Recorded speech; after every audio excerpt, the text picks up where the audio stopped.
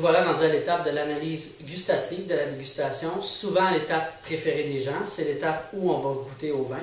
Je vous rappelle, comme c'est mentionné dans vos notes, qu'à cette étape-là, il ne faut pas se concentrer principalement sur les saveurs qu'on décèle. C'est souvent ce qu'on fait quand on goûte un vin, on se demande à quoi il goûte et à quoi ça nous fait penser. Il faut vraiment s'attarder aux sensations que le vin nous procure en bouche.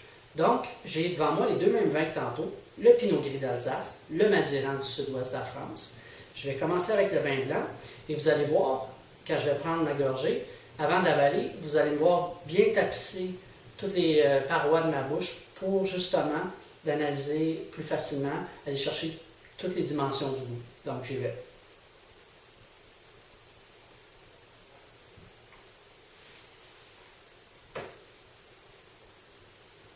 Un vin, encore une fois, si je m'attarde aux sensations que ça me procure en bouche, la texture, c'est un vin qui est très gras, très charnu en bouche, on peut presque le mâcher.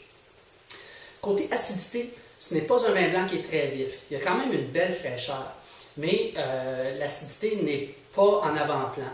Je dirais même qu'il y a un côté, ce qui vient aussi, disons, atténuer ou donner l'impression que l'acidité n'est pas très élevée, c'est l'impression de sucrosité que le vin nous donne. Je le qualifierais presque de demi-sec. Ça me fait penser à quand on mord dans un fruit bien mûr, là, une poire, là, et puis le côté, là, justement, la sensation de sucrosité que ça nous donne quand on mord dans un fruit mûr. Donc ça, c'est vraiment présent. Côté alcool, c'est un vin qui est relativement digeste. On ne sent pas les vapeurs d'alcool très, très présentes. Et puis, pour ce qui est de la persistance aromatique, d'abord, c'est un vin, comme au nez, il était très intense côté aromatique. Les saveurs sont intenses aussi et ça perdure assez longtemps.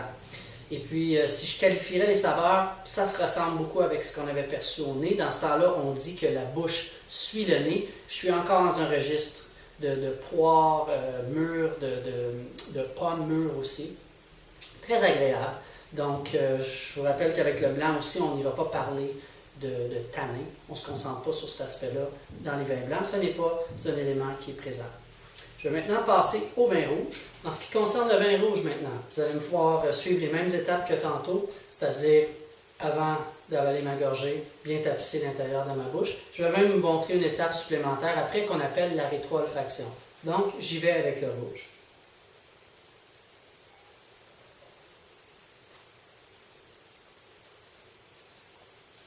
D'accord. Donc, si on ne parlait pas de tanin avec le vin blanc, évidemment, on en parle avec le vin rouge.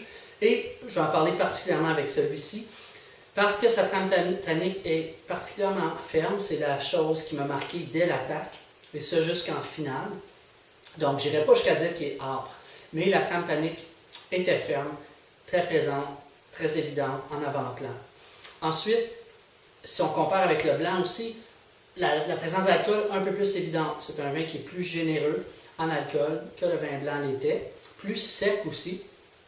Une fraîcheur. Côté acidité, ça se ressemble. Il y a une belle fraîcheur dans le vin. Ensuite, pour ce qui est de la persistance aromatique, c'est plus court que le blanc l'était. C'est non seulement plus court, mais c'est aussi, les saveurs sont moins intenses. Donc, sans dire qu'il est discret, on cherche un petit peu le fruit. Le beau petit fruit noir que j'avais au nez me parut moins évident. Je m'attendais à ce qu'il soit un petit peu plus présent. Donc, on se retrouve avec des notes boisées peut-être, qui priment un petit peu plus, qui primaient au nez. Et puis, comme je disais, c'est plus court que c'était avec le vin blanc. La persistance aromatique est moins là. Côté texture, on a un vin qui n'est pas aussi gras en bouche, aussi charnu que le blanc l'était.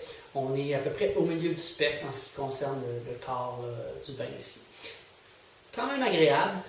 Je dirais qu'il laisse peut-être un petit peu sur notre appétit versus ce qu'il nous avait livré au nez et versus aussi d'autres Madirans, surtout quand on parle de vieilles vignes. Je m'attendais peut-être un petit peu plus de profondeur, un peu plus de complexité. Cela dit, pas un mauvais vin non plus. Je vous avais dit que je vous montrerais une autre étape avec le vin rouge, la rétro-olfaction. La rétro-olfaction, ça consiste à inspirer de l'air pendant qu'on a le vin dans notre bouche. On l'a vu tantôt avec l'analyse olfactive quand on amène de l'air, de l'oxygène au vin, ça l'aide à s'exprimer davantage. Donc, c'est ce principe-là qu'on va appliquer ici. On va essayer d'aller amplifier les saveurs. Vous avez vu tantôt que c'est un vin dont les arômes, les saveurs plutôt étaient quand même relativement discrètes. Donc, on va voir si ça va l'aider à s'exprimer un petit peu plus. Et puis, ce que je vais faire, je vais prendre une gorgée dans ma bouche, je vais inspirer de l'air comme si j'inspirais de l'air dans une paille. Je vous conseille de vous pencher la tête par en avant quand vous allez le faire chez vous à la maison. Ça se peut que vous étouffiez pareil, mais ça va diminuer quand même les risques de le faire. Donc, j'y vais, je vous montre la technique.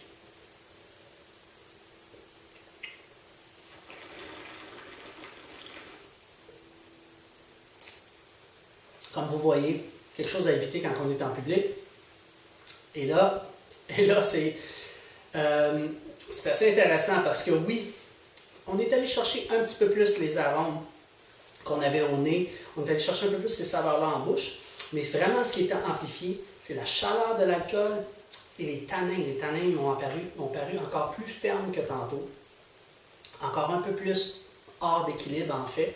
Donc, ça ne lui a pas rendu service, la technique. Mais, ça, comme je vous disais tantôt, ça peut aider parfois à aller chercher des saveurs qu'on avait un petit peu de difficulté à déceler là, avec notre première gorgée. Donc, pour résumer, l'analyse gustative, on regarde une panoplie de dimensions du goût que vous allez retrouver dans votre grille de dégustation. Il ne faut pas oublier de ne pas se concentrer exclusivement sur les saveurs, mais justement sur les sensations, toutes ces dimensions-là du goût, les sensations qu'on ressent en bouche. Et puis, c'est ce qui va nous permettre d'avoir une bonne vue d'ensemble du caractère, de la personnalité du vin. Puis ça va ainsi faciliter la tâche quand on va arriver pour faire un accord vin-mets, par exemple, ou pour décrire le vin. Donc, bonne dégustation.